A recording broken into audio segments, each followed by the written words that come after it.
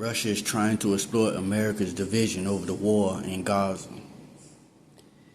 Russia is seeking to exploit Americans' divisive debate over Israel's offensive in Gaza through overt and covert propaganda, with the aim of aggravating political tensions in the U.S. and tarnishing Washington's global image, according to two sources familiar with U.S. intelligence on the matter. In its ongoing information on war against the United States, Russia has shifted its focus in recent months to the Israel-Hamas conflict, seeking to inflame existing divisions in the West and to portray Washington as fueling the violence, the sources said. The effort includes artificial intelligence, fake social media accounts, a long-standing tactic used by Moscow, as well as a spike in propaganda from Russian state media. The sources declined to share examples of Russian-generated bots on social media to avoid revealing U.S. intelligence gathering methods. Russia has repeatedly denied accusation. It spreads disinformation abroad. A spokesperson for the Russian embassy did not immediately respond to a request for comment. The campaign is the latest example of Russia's bid to seize on existing political risks in America and other NATO countries, according to the sources and independent researchers. It's an opportunity, again, to undermine the West, said Brett Schaefer, who tracks Russian and other propagandas at the German Marshall Fund of the United States Alliance of Securing Democracy. The information offensive is also a way for Russia to divert attention from its invasion of Ukraine and portray itself as a champion of the Palestinians, Schaefer said. They have pivoted away from trying to message away their own war to focus on this one, he said, writing about pro-Palestinian protests at American college campuses.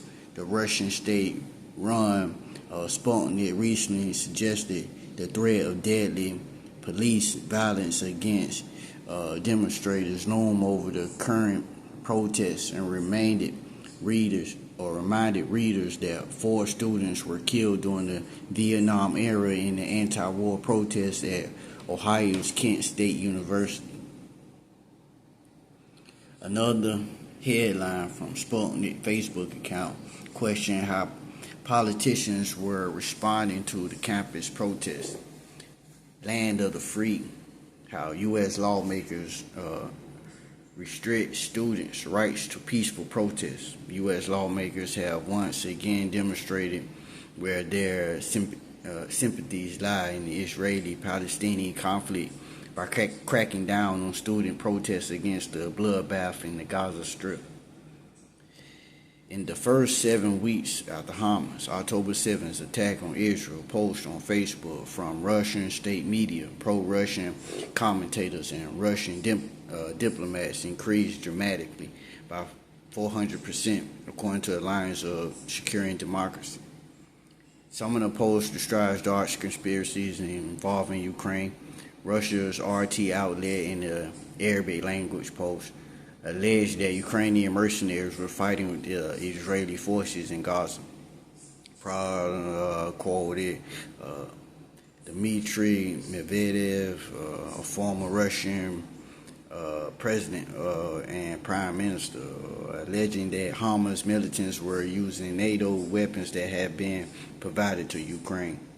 Moscow is targeting Europe as well in this effort. In November, France accused a Russian-linked network of bots of stoking anti-Semitism by amplifying images of Stars of David, a graffiti on buildings in Paris with 2,589 posts on their X social media platform.